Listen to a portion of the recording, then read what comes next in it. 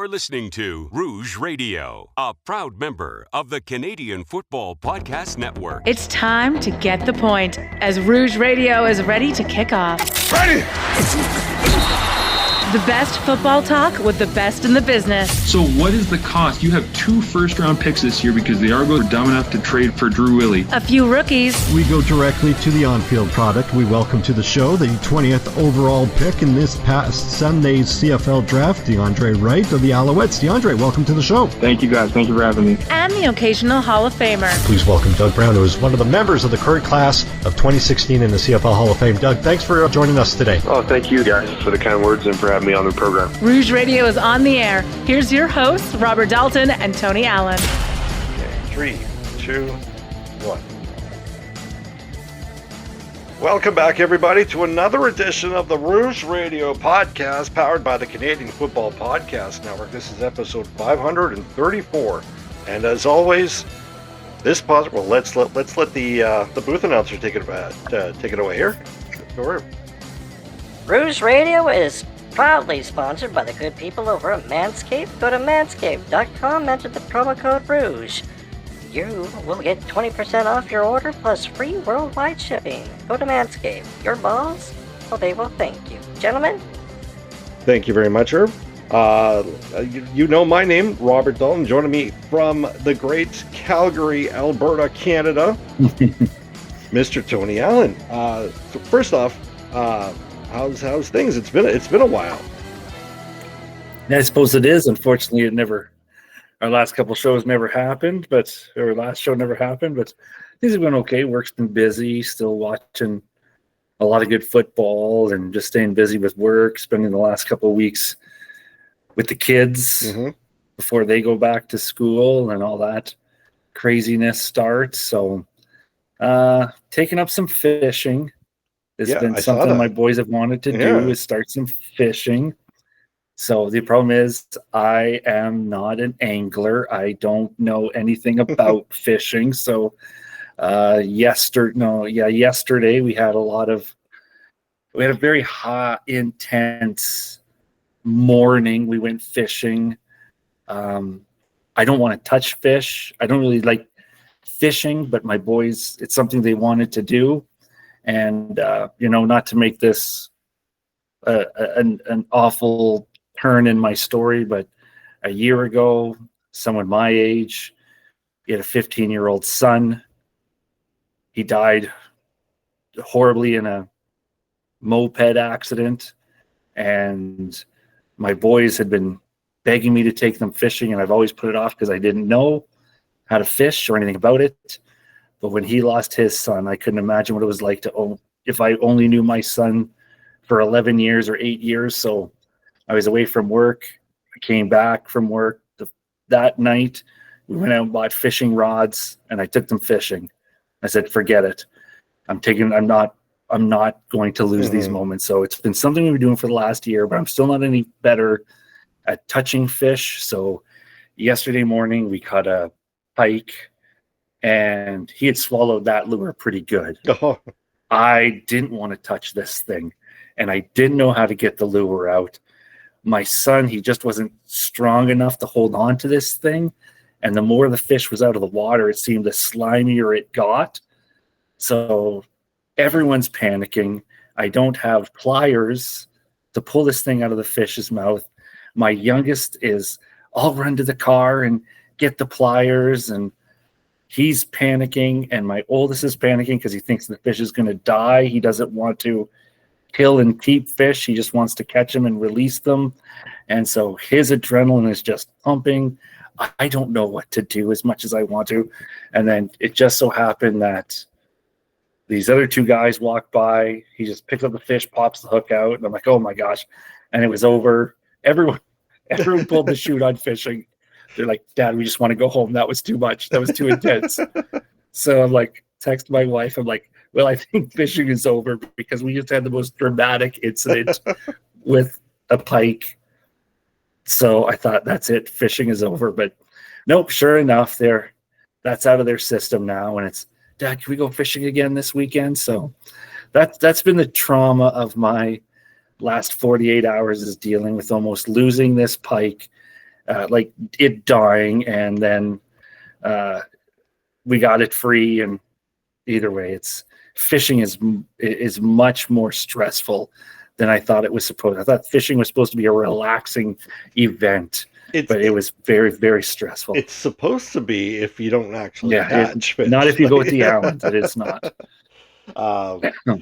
We talked about we almost we never recorded a show last week. We almost never recorded a show this week. I had some power outage. Stupid me. Paid my electric bill to the wrong company. Oh wow! They must have been somewhere there's a credit on another utility service. So we lived like the people from Little House on the Prairie. No internet. Flintstoning it for a while. Yeah.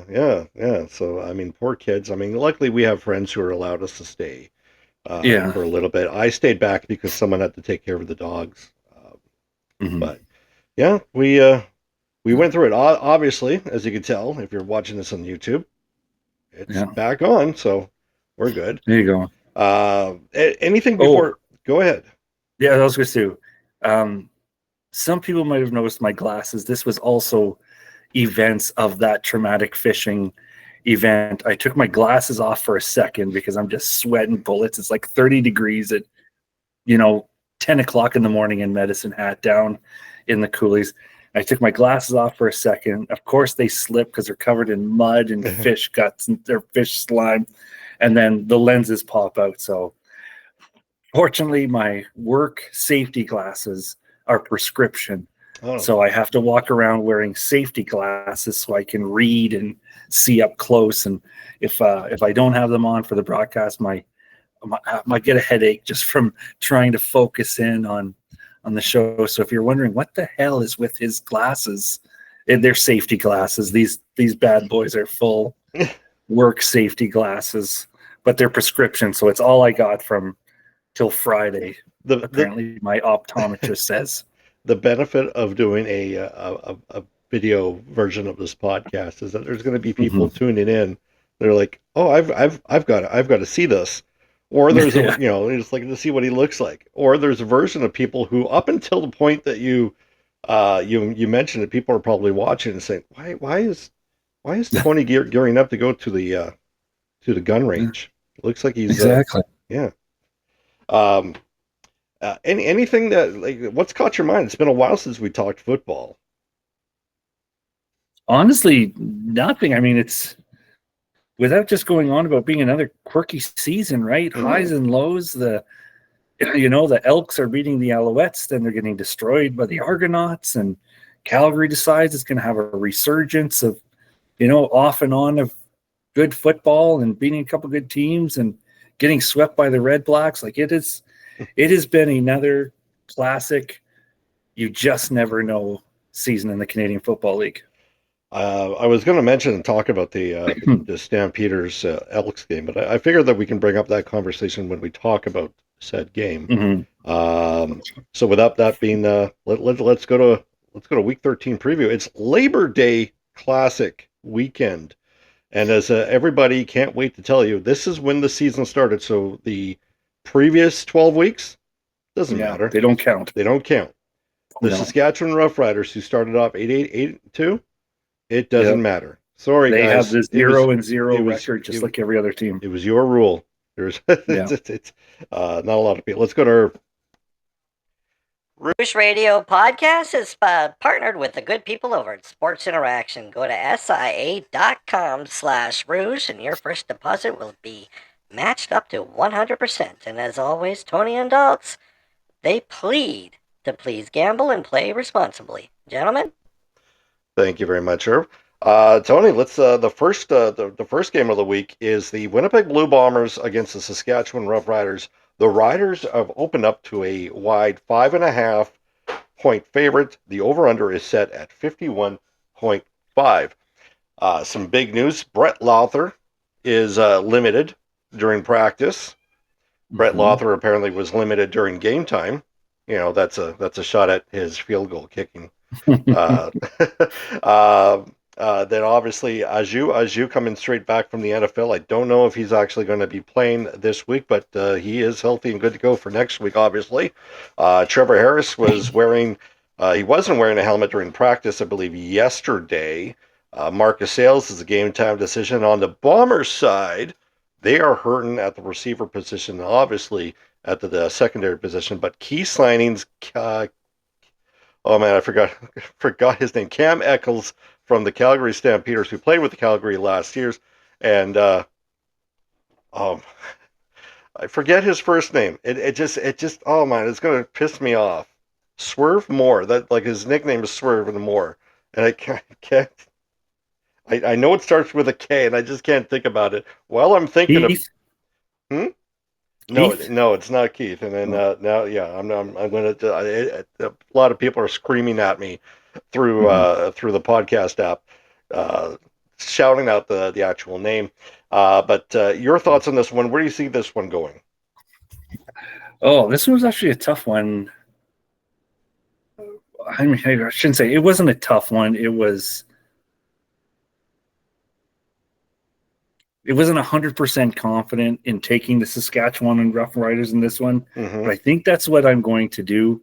I mean, we're still just seeing people will roll their eyes if I call them an up and down Bombers team, because 6-2 is still over 500 club, but it has been an adventure. It's been a challenge, whatever word you want to say for the Winnipeg Blue Bombers. And I mean, I don't think I could pick them as easily as I might have picked them in the past, because I mean, both teams have struggled with the Calgary Stampeders, but the Stampeders have also puked up a few ugly ones against weak teams. So I don't want to say, you can't beat the Stampeders because they're not the benchmark of the West. But I mean, Winnipeg's also had a bit of a stumble with the Toronto Argonauts, a team that they probably should have been better at. And I think Saskatchewan, I still think going into the football game, a lot of my people want to throw around history in the first of these two games. And honestly, if you ask me, I don't know who usually wins the first game in the Labor Day Classic between Saskatchewan. The last 5 years, it's been dominated by Winnipeg, save for 2023. But before that, it did not matter if Winnipeg had a better team on paper. Saskatchewan was definitely coming out with the W. It's Kyran Moore, by the way. Kyran Swerve Moore is the name. Yeah. So, anyways, I think Winnipeg can win the football game. I'm not saying they can't, but I still think Saskatchewan's probably the better team. And again, to trigger more eye rolls, and I am wearing my Stampeders hat today. I figured I've worn Medicine Hat Tigers hats. I've worn Toronto Blue Jays hats.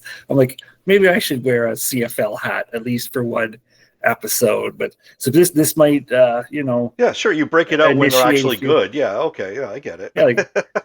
This will initiate some eye rolls. But for me, Saskatchewan is probably, Saskatchewan's the best team in the West, but they should be terrified of the Calgary Stampeders when the postseason starts. But right now, I think the regular season West will end up belonging to the Saskatchewan Roughriders. At the end of the regular season, they win the West, and then they're going to have to legitimately worry about the Calgary Stampeders. I think that's their only threat come playoff time. So I'm taking Saskatchewan 28-21 because I think overall, despite 2 losses to Calgary right now, I still think they are going to win the West right now. They're a pretty good football team. Yeah. My only concern is Winnipeg runs a similar offense to Calgary. Obviously, it hasn't been as explosive as Calgary's this year, but it's a similar offense. And that offense gave Saskatchewan a lot of fits. I think there are some areas where Winnipeg is clear better than Saskatchewan, but it's not to their advantage. They've got better special teams. They've got better, obviously, with the field goal kicker. I think punting is kind of a wash. Whereas Saskatchewan probably has a better receiver, obviously, definitely a more healthy receiving group. And that might come into play with Winnipeg's beaten down and porous secondary. Outside of that, I think it's a little bit more closer just because of the way that the scheme is. I am with you on this one. I think Saskatchewan does win this one. I went through all these formulas trying to figure out a score, but I think Saskatchewan does win this one 24-19. Winnipeg barely covers the spread. Take the under in this one because I think you're going to see a lot of yards, but not too many points in this one. But Saskatchewan does win this one 24-19. Next game is the Toronto Argonauts are in Hamilton to play the Tiger Cats. Tiger Cats are favored by 5.5 points, and the over-under is set at 57.5. I don't know about you, but I'm definitely taking the over on this one. You've got two high-powered offenses on this one, and you've got some very dynamic returners. You got Khalil Wood in Hamilton, and you've got Janarian Grant in Toronto, who could just take over a game at a will's notice. Where I find is that I think Hamilton's defense is a little bit, but now I'm starting to wonder because it's been a while since Hamilton won a game. Like it feels like it's been a month. Like everybody's talking about they came out to that 6-2 start, and everybody was talking about, oh my God, they're going to be 16-2 overall. And then they had that game against BC. They went in the overtime. They just got kicked around by Saskatchewan. They got shown the door. And now all of a sudden there's going to be a lot of people that are looking at them as a Hamilton Tiger Cats for real. At the other end, I look at Toronto, and I think that offensively they have shown that they are probably a superior offensive team. Outside of that, not so much of anything superior. I have more belief that they're probably better than their statistics kind of tell us what they are. But Hamilton is just an all-around better, well-rounded team, in my opinion. And that's why I'm going to have Hamilton win this one 32-30 over the Toronto Argonauts. Take the over, but definitely take the Hamilton Tiger Cats. But Toronto should be able to cover the spread at that 5.5. Tony, where do you see this one going? Yeah, this one I actually changed listening to your explanation because I was trying to figure out which way I wanted to go picking this game. And originally I did have the Tiger Cats taking this one. But there was a lot of what you said. And when Toronto wins, when Toronto has that touch, they score a lot if they can find that. And Hamilton, well, heck, you just mentioned that, it feels like they haven't won in a month. And I mean, really 3 weeks ago, we were talking about Saskatchewan Hamilton being a Grey Cup preview, or at least I was. I'll admit those words came out of my mouth. And after 2 weeks later, it's tough to see that. So, I mean, maybe Bo Levi's running out of steam a little bit. Maybe the Tiger Cats were just finding teams at the right time when they were regrouping. And I had a convincing Hamilton win before you started talking, but Dalts started to make a lot of sense. I'm going to take it closer than I had Hamilton winning, but I'm going to take a 28-25 win for the Argonauts. Oh wow!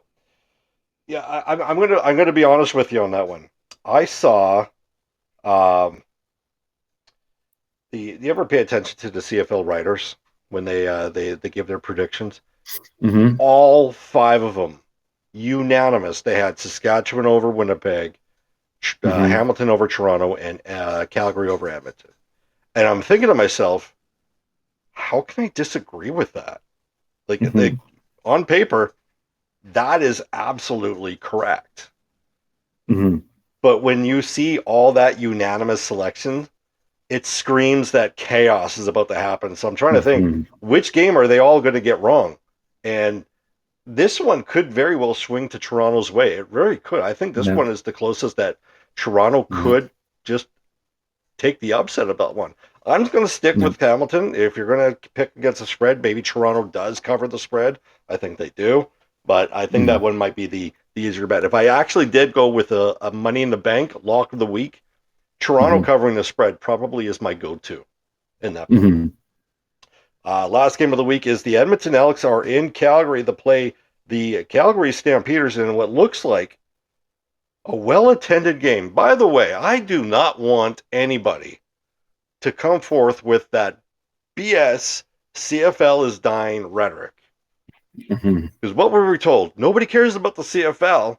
Nobody's attending the CFL. And then lo and behold, we've got 6 games so far in Winnipeg, sold out. 2 games so far in Saskatchewan, sold out. 2 games in Hamilton so far, sold out. And every team has about 7 or 8 games left to go. Attendance is actually increasing right now. I looked over and I was like shocked because everybody, we look at Toronto's attendance and then we all, look at that with like a side eye, being like, are we sure that we really want to care about Toronto again? Their attendance has improved on average by 7% from last year. Do you know who else's attendance has improved over 7%? The Winnipeg Blue Bombers. Like, can you imagine selling out and that being an improvement? Like, they sold out a good chunk last year, and they still improved by 7%. Like, that's freaking amazing. So, I didn't want to take this off on a tangent, but I just want that CFL is dying rhetoric to stop.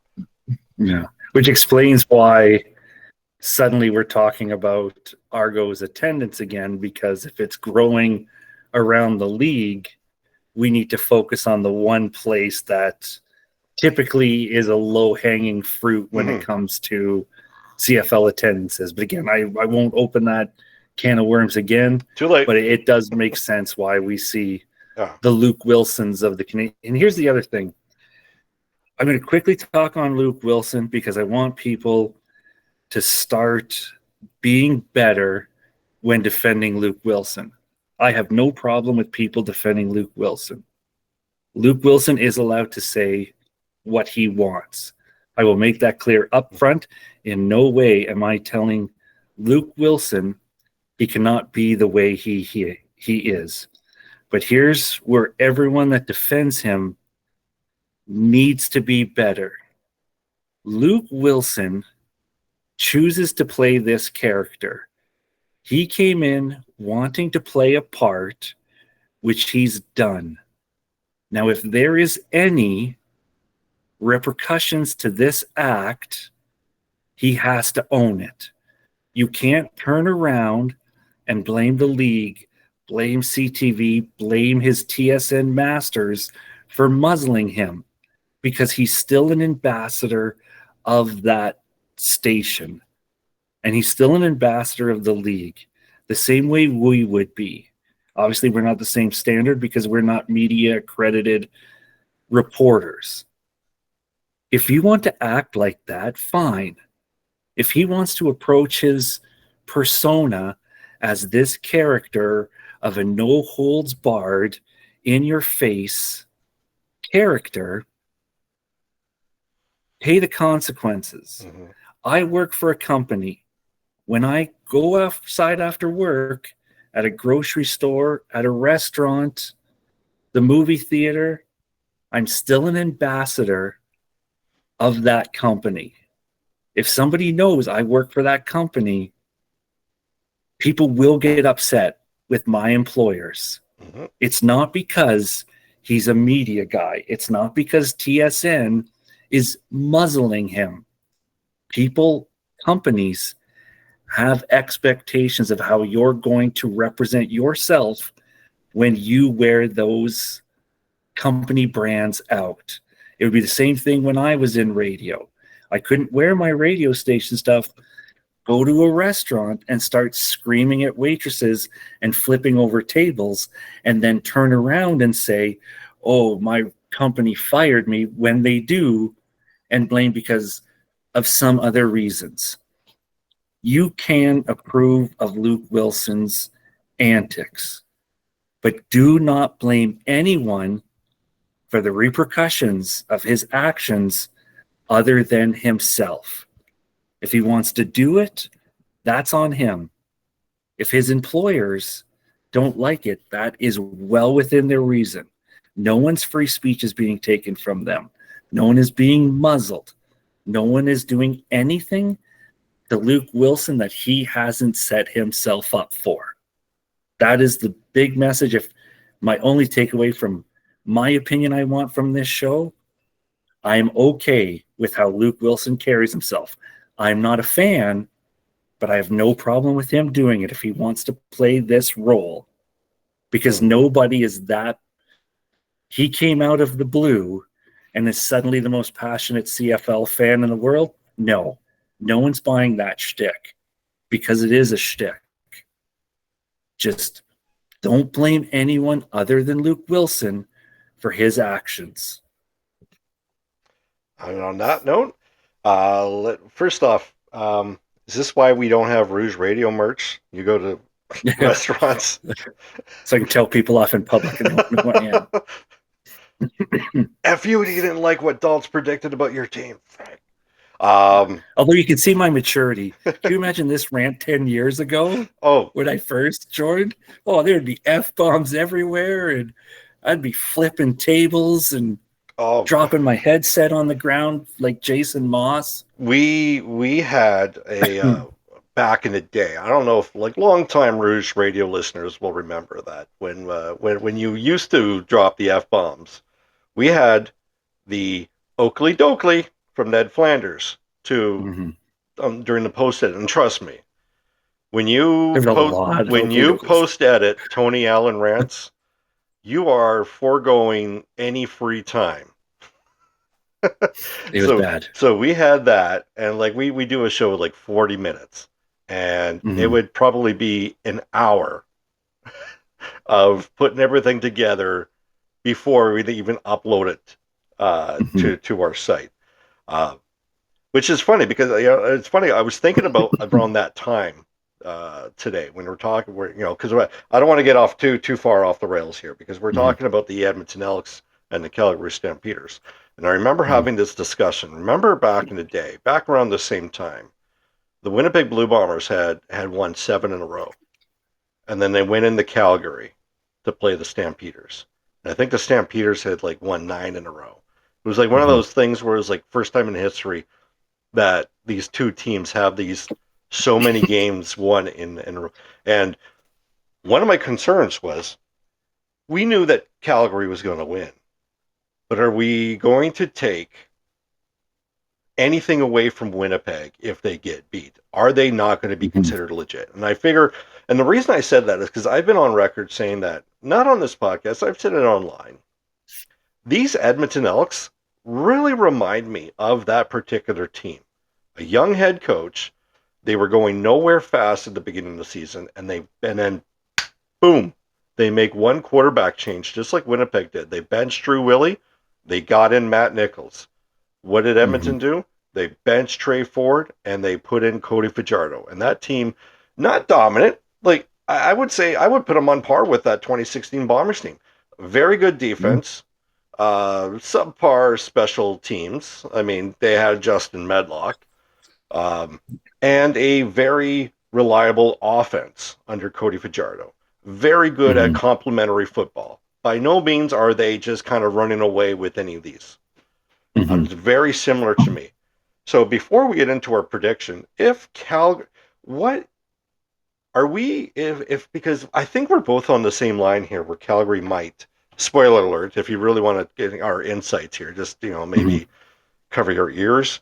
If we were both on the same line and we say that Calgary's going to beat Edmonton, at one point do we say, or what's the line where, okay, maybe it was smoke and mirrors with Edmonton? At one point, is it is it a 10-point win by Calgary, or is there some kind of where Edmonton passes the eye test? At one point, does Edmonton become that team where they're still legit, but it is not on to the level of the Calgary Stampeders?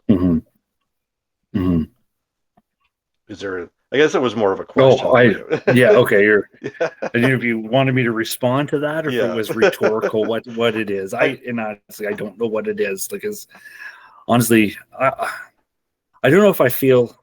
I guess I'm sitting here asking, do I feel like Edmonton is that team on the precipice anymore? Because several weeks ago, I did say I'm done believing in this Mm-hmm. Elks team. And I mean, they've managed, it's a 4-6 season. So, I mean, it's better than we've seen from Edmonton in the last couple of years. And I mean, a win over Calgary this week and a Bombers loss, and they're only one win behind Winnipeg now, and they start smelling the playoffs. So and then they'd be tied. I mean, obviously, I don't think they have the season series, but they'd be tied with BC. Right? Yeah, I mean, it's like, and I don't know if I could go fully on board with your belief, because again, I've kind of, when I've believed in this Elks team, they've let me down. Mm-hmm. I'm not really sure what to do. I mean, you can always find stories and things that you think can swing momentum or affect the outcome of the game. Obviously, to me, I shouldn't say to me, everyone's going to be talking about it. It's Killam's first game back, first Labor Day against the Stampeders in God knows how many years. It feels like Mark Killam has been there forever. Mm-hmm. And so that angle is going to be huge. Does it affect the game? Can it affect the outcome of the game? Sure, the players are going to play hard for him because he's in Calgary and it's Labor Day. I don't know if is Fajardo a factor. Like, I think Fajardo, his addition to the Montreal offense, I believe makes up the majority of what helped them become what they are. And can he do the same thing for the Elks? I don't know. Like, they're fun storylines. They're interesting storylines. I don't know if they can erase what I've flipped over to believe what the Elks are as a team, not possibly ready to take that step forward yet. But they're enough that they would never be my lock of the week to lose. Mm-hmm. If we were doing a loser pool and you have to pick someone who's guaranteed to lose every week, I don't know if I don't know what week I would pick them to be a guaranteed loss if I went through other games. I'm still going to give this game to Calgary 35-28. And anything can happen on a Labor Day. And as we've seen in the CFL this year, anything can happen in any game, not just any given Sunday, any game of the week, anything can happen.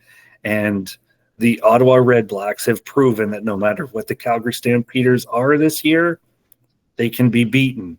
And it doesn't make sense why Calgary can own the Riders, own the Bombers, win against the Tiger Cats, and then be absolutely useless against playing the Ottawa Red Blacks. And McLeod Bethel Thompson. Yeah, exactly. Yeah. So it's like, who knows? I'm taking Calgary because I think that is the intelligent pick.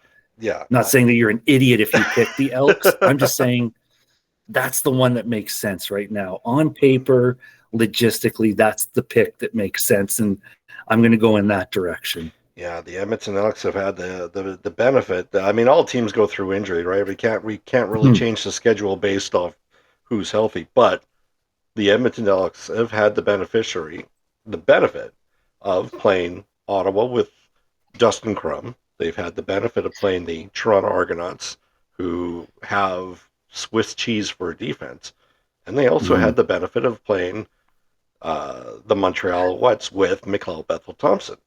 Now, take away, their defenses on those sides. I mean, obviously with Montreal and Ottawa are pretty decent, but it is a different animal when you are playing a team that has a healthy QB1 under center, and I think this is going to be different. I am going to take the over-under is set at 52.5. I'm actually going to say that take the under, but Calgary does take this one pretty comfortable in my opinion. 32-18 for the Calgary Stampeders. So I think we're all in agreement, except now now that I remember, you actually took the Toronto Argonauts. So, someone's going to go 3-0, or who knows? Maybe we'll all go 1-2. Who knows? But on that note, you can follow us on X and of course Blue Sky at Rouge Radio. And of course, myself at Rouge Dalts. Tony at was it Tony Rouge? It's been a while since I've introduced our social handles. Yeah, I think so. Like and subscribe to us on Facebook. And of course, subscribe. Give us a follow, subscribe to all our video content on YouTube and as well on TikTok. Gotta love the constant feedback and go back and forth with the people, the good people on TikTok. Well-rounded fans, and it is so much better than other social media platform. So you can send us a meaningless email if you want. We will not read it or ever discuss it on air. No. One of these days, when there's like 3 teams on a bye again, and we're talking about games that don't matter, we'll just be like, yeah, okay, I think Winnipeg wins. Oh, okay, I think Saskatchewan wins. Let's get to some emails. All right. Yeah. Dean from Medicine Hat wants to talk about Michael Riley. Wants to know why Tony doesn't understand Matt Nichols. Matt Nichols in Edmonton. Hey, I think that's the last. I remember that just because when you used Matt Nichols in your example, when I did this preview, I tried to remind myself, bring up the Matt Nichols joke about that's how far Matt Nichols goes. Explain Matt Nichols when we had Dave Campbell on from the Edmonton broadcast. And I straight up asked him, explain Matt Nichols because I remember walking into a Labor Day Classic at McMahon Stadium and all the Edmonton fans around like, we should be starting Matt Nichols. This is appalling. I can't believe we're not starting Matt Nichols. And I was like, what the hell is Matt Nichols? What's a Matt Nichols? Yeah. Man, that is probably one of the greatest trades in both Winnipeg and Edmonton history. Because I can't remember the name escapes me, but the Edmonton Elks got a 5th round pick, which ended up being or maybe it was a 7th round pick and it was conditional because Matt Nichols resigned. Ended up being a 5th round pick and ended up being an all-star defensive lineman. I can't remember who it was. Oh, the name is my brain has just gone to crud. I forgot Kyron Moore's name throughout the podcast. But yeah, it was just funny how you mentioned that. Who is this? Who is this Edmonton Elks version that we need to explain to Tony? I don't know. There might be people that would say Trey Ford. If this was 10 years ago, Trey Ford would be Tony's Matt Nick. Explain Trey Ford to me. Why does everybody want Trey Ford starting in Edmonton over Bethel McLeod Thompson? Like, explain him to me. And on that note, that is going to be the title of this week's podcast. Explain Trey Ford to Tony, or just obviously, you can send us an email if you do want to talk about email at thenewrouge@gmail.com. I think we might need to update the email address, though. I think so, yeah. We're not new anymore. And was that a Hotmail account? No, it was at Gmail. Oh, okay. Yeah, it was at Gmail. That might have been so old where Hotmail might have been a thing. No. Of course, you can like and subscribe. Give us a rate somewhere on any if any podcast application. We are available, obviously through Apple iTunes and TuneIn, Spotify, and if you're listening to podcasts, we're available. Please download, subscribe, give us a follow, rate us, and please. Just I got nothing. Like, again, my brain is just turned to crud. I just need to sleep. I really need to sleep. For Tony, I'm Dalts. Do I get a final thought? Real quick. Did I not throw it to you for a final thought? You didn't throw me to a final thought. The one time I had a final thought ready, and I don't get it. All right, fine. Any final thoughts? Okay. Yeah. Have they announced the halftime show for Grey Cup yet? No. I have a feeling that it's going to be the third party of the Florida-Georgia line. Because Saskatchewan got 2 of them in 2022. Here we go. You want to sell out the Grey Cup? The halftime show, K-pop Demon Hunter actors singing K-pop Demon Hunter songs at halftime. Every child in the world will be begging their parents to take them to the Grey Cup so they can see the voice actors or the singers of K-pop Demon Hunters performing at halftime. I don't know if you have been caught up in this phenomenon with your daughters. And honestly, if you told me the oldest one was in, I would believe it, because this thing is a juggernaut. It is an unstoppable wave. It's got all 3 of my kids. My youngest isn't that big, but It's got all three of them, and my life is just consumed with K-pop demon hunters. So get the actors and actresses that sing those songs and do the halftime show, and it will be the most viewed halftime show by hundreds of millions. Like, people all over the world will stream this halftime show online. CFL, get on this. I am giving you a license to print money. K-pop Demon Hunter live show halftime Grey Cup. It's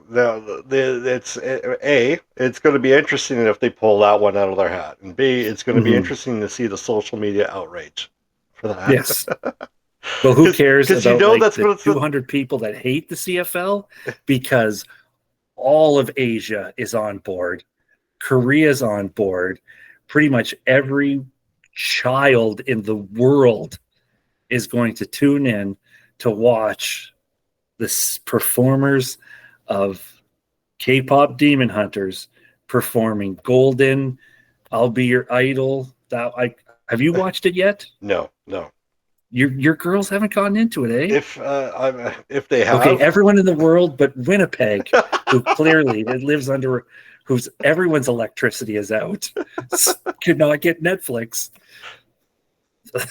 We'll watch K-pop Demon Hunters halftime show. I'll be honest. They very well could have told me about it. I've just been on autopilot this summer. That they very well could have told me, and I would just been like, oh, okay, yeah, that's great. Yeah. But maybe I'll force them if they don't. Be like, hey, would you want to go to the Grey Cup if these people performed? Soda Pop, Idol, Golden. Oh, these songs have been my whole life for the last week. I thought you were naming the cast of The Outsiders. No. Soda Pop. Hey, I guess so, eh? Oh, wait, no, not Gold. No, that's Ponyboy. Ponyboy. Stay Golden Ponyboy. Stay Golden Ponyboy. Yeah, that's what we're going for. Here we go. We went from modern to aging ourselves in one sentence. Rouge Radio After Dark, when we start reviewing. Let's get out of here. Reviewing 80s movies classics. All right. Yeah. Well, that'll do it for this week. For Tony and Dalts, thanks for listening. And we will see you next week.